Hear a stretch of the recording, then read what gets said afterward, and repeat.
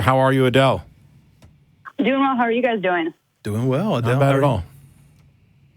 Well, first, before I get to my question, I just really wanted to thank everybody at the Atheist Experience for what you do and having these discussions, because I think it's really important. And I just want to say thank you. Thank you very much. Appreciate it. Yeah, I appreciate that. So my question is, during a discussion with Christians, it could be any theist, but particularly for this example, Christians, I get to a point, or they get to a point where they don't know how to defend their logic. Mm-hmm. So they say something to the effect of, well, God's ways are higher than ours. Yeah, how do they know that? They'll answer a question. Right, well, how do they know that? Right, but I don't know a way to refute that doesn't make it seem like I'm attacking them, because then the discussion at that point would just end, and that's not what I want. Yeah. I don't know that I have a good answer that'll keep it from, I mean, you can't do anything if somebody feels attacked. It's in some sense it's understandable. I mean, these are issues that they take to heart. In some senses, it's ridiculous, because, why would you need to feel offended or hurt on behalf of God? How could I possibly wound a God? And why isn't your God giving you better ammunition for these conversations? I think maybe you should take it up with him. But when they say something like God's ways are higher than our ways, well, they might as well just say, well, I'm right. They're functionally the same. Yeah. They're just saying, this is what I think about God, and when pressed on it, I'm just going to reassert that God's way is correct. And you can ask them, how do you know that, or why do you believe that? But at the end of the day, they're just saying that they're right, and they're not demonstrating it. Well, then at that point, I bring up the idea of, okay, well, you say it's a personal experience with God, that's just how you know. Mm-hmm. You know his ways are higher than ours, and it's something you just have to experience personally. Yeah. And I can, at that point, get them to even agree that somebody from a different religion feels the exact same way. Right. But at that point, they just still think they're right, and you can't get past that.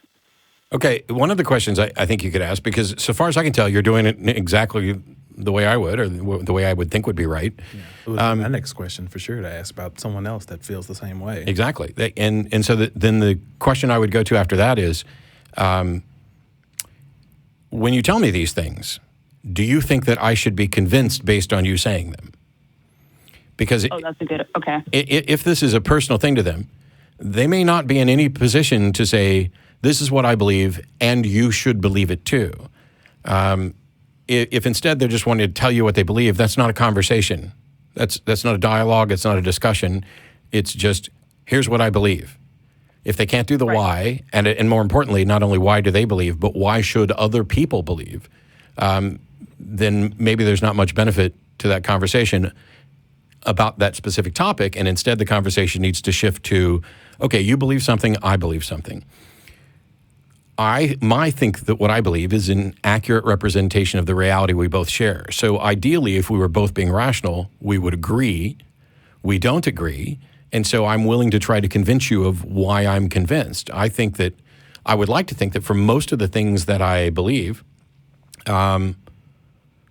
they should be demonstrable. That is, if I believe, climate change is happening, and here's my reasons for thinking it's happening, here's my reasons for what I think the causes are, that's something I could demonstrate. Outside of this God claim, do we ever run across very many people who are saying things like, here's what I believe and I have no interest in demonstrating it, or this notion of, here's what I believe, but I'm not going to bother to tell you why, and I really don't care if you believe in it, and this conversation is kind of, we just don't do that. And at no point... They think they're in the position where they don't have to demonstrate it. Well, that's the other thing, is when we talk about, hey, income inequality, do we just say, I'm convinced that there's income inequality because I'm convinced of it? And then expect people to agree? I mean, we don't use that type of thing in any sort of other discussion. We can disagree about the reliability of data or the sources. We can disagree about the extent to which something is a problem. But we don't tend to say, I hope, this is what I believe. You should probably believe it too. I really wish you would, but I'm not going to bother to present any evidence or argument or whatever. Yeah, you're absolutely correct. Bring up the real world examples when you're trying to have a rational argument, but it always comes back to, well, they can somehow see the real world examples and agree that logic, shouldn't be used to come to conclusions for those things. But in the end, when you try to apply that to their reasoning for belief in God or something in the Bible, it always comes back to, well, his ways are higher than ours. And so they can't seem to apply the logic to everyday life to their belief. Well, another kind of a piece of that, you were talking earlier about how they came to this belief because they had an experience, their own personal experience, and they weren't necessarily interested in convincing you, and they may understand that may not convince you, but they are convinced because it's a personal experience. But my question to them would be, well, how reliable is that for figuring out what's actually true, what's actually representative of reality? Because if they had that experience and they take that as true, so their belief and their deity, their specific one, whatever denomination, if they adhere to one, this is true. But then someone else comes on with a completely different belief. They have their own experience. And so they believe what they have is true. Is that really the most reliable method that they have to figure out what is true? Because if two differing religious individuals are coming to their own conclusions and they are not compatible with each other, these religions are not compatible with each other, how do we go about figuring out which one of y'all actually has it correct? What method can we use to start getting into, well, which one of you have it right? What else can we do? Because your experience was obviously not enough, because y'all both had an experience and arrived at this conclusion that you're both true. There's another way to get them to recognize that what they're saying is essentially useless, and that is, how would you feel if I told you that I'm convinced that my ways are higher than God's ways? Exactly. And I have the same amount of evidence and the same line of thinking, but they always say, well, I just know. Okay. And that's good enough for them. And I don't understand. It doesn't make sense to me. And I don't know how I use those examples. And they can even agree with the example of somebody else can arrive to their own truth through the same line of thinking. And they just say, well, I know it's true. Yeah, this is why I talk about beliefs don't live in a vacuum. The process by which you reach a conclusion can inform other conclusions. And somewhere in their brain is something that they are either fundamentally convinced must be the case for reasons that they are convinced are good, or they are, in some cases, convinced that it's beneficial and wise for them to say that they believe that it must be the case. And so there's a roadblock there, and the conversation you're currently having may have nothing to do with that thing that is blocking them from realizing that they have a flawed premise in their head. Okay. And so this is one of the things, if you're not making progress in one area, you take a step back and you go, okay, let's have a conversation about truth. Do you care about truth, or are you more concerned with, whether an idea is comfortable, whether it's popular, whether it feels right? How would we go about? Is there some, to go with John Loftus's outsider test for faith, is there something that we could do to show that your understanding of your experience or your belief is actually true rather than just individually accepted as true? And I found, there's a guy I did a discussion with Ravi Zacharias Ministries on Monday. I'm hoping to get the video of that up soon. And there are definitely things that he and I agree upon. I mean, we agree that we share a reality. It may be the case that you have to start there. It may be the case that you have to say, okay, do we agree that we share a reality? Because if we don't, I don't know where to go from that point. But if we do, then we should be able to agree step by step towards reaching some conclusion. It's really, you're forced to do all the work that we've done in epistemology over thousands of years, where we would normally try to ride on the shoulders of the people who came before us. In some cases, you can't do that. You need to say, okay, Phil, you and I agree that we share a reality. Let's pick something else that we think is true, that we're both convinced is true, like that's a coffee cup. And talk about how we got to the point where we can agree that that's a coffee cup. And then go to another example. And now let's pick something we don't agree on. And we can show that I'm consistent in using this methodology to figure out whether or not something is reasonable to accept. And you have now introduced something new.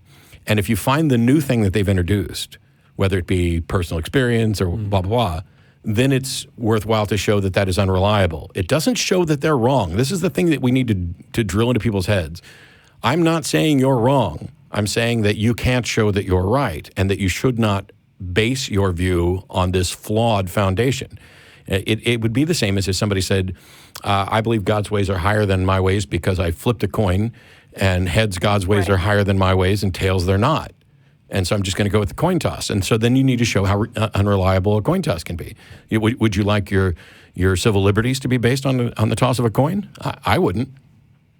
I totally agree with that example, and that was something that I was thinking about too. If you can just say, because this is how I feel, would you want policy based on that without actual evidence that is based on logic? And I think you brought up a really great point that made me see it from a different perspective, which is it isn't even at the point where they feel that they can convince you that they're right, but they're convinced that the reason they hold the beliefs are because it's good or it's wise, and they might even value truth, and they believe from their perspective that that's why it's okay to say that they believe it without something that would convince somebody else. I don't know if that makes sense, but I thought that was very insightful, and that helped me a lot. Yeah, best of luck with the conversation. And if you find a way to progress better, if you make progress on this front, by all means, call us back or email TV@atheist-community and let us know how it goes, because I've been hosting this show for 14 plus years, and I'm not convinced that I've had loads of conversations like this that don't necessarily get anywhere, and some do. And it's going to come down to the fact that people believe for different reasons, and different things are going to help people out.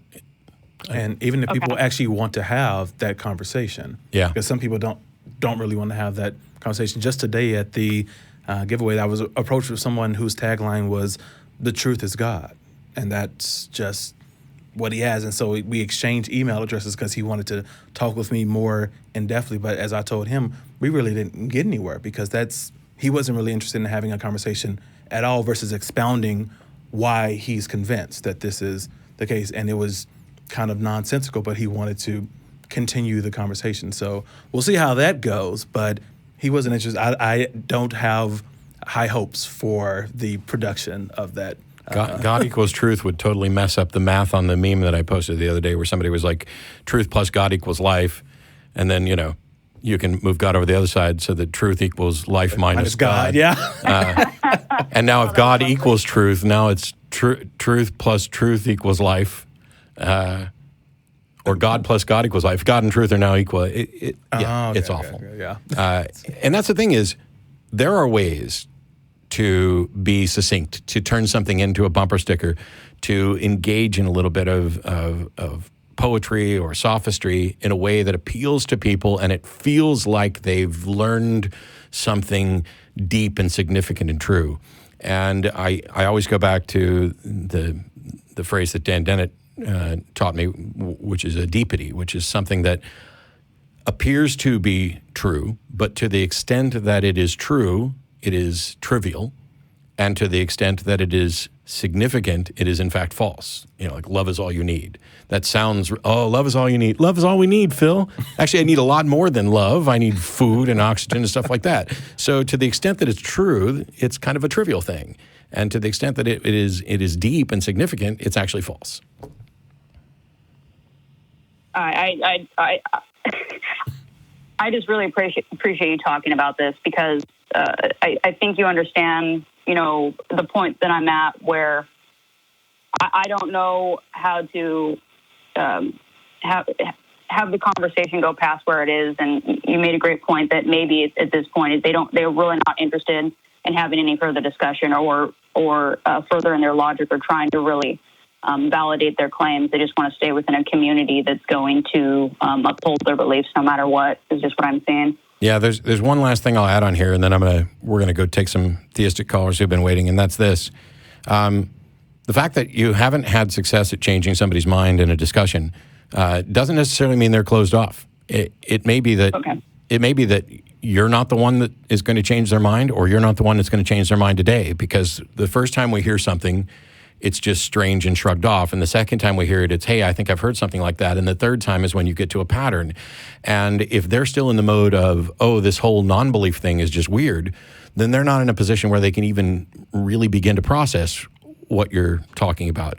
Or it could be that there's a personality conflict where they're just you're never going to make any progress with them. Somebody else could come along and say the same thing, and because they say it differently, or because they, have a mustache, or how they view the other person Yeah. they're talking with. It could be any number of things. It just appearance or whatever.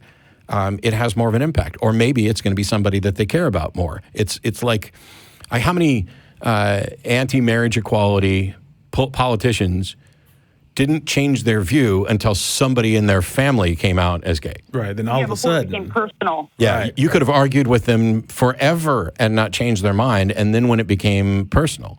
And this is why, even though I don't tend to use the problem of evil as an argument against God, because I think there are some responses to it, I understand that many people do, and it's very impactful, because as soon as you start talking, to a parent who's lost a child, for example, and asking how that could happen in a world with the type of God that they believe in, that can be hugely significant. Whereas for me, even when I was a believer, that would have had no bearing at all, because I understood and accepted particular apologetics, and I hadn't had a child die. yeah. All right. Well, I just brought that down to the, to the bottom, but I appreciate the call, Adele, and let us know how it goes. Yeah, yeah. All right, thank you. Thank you so much. Thanks. It's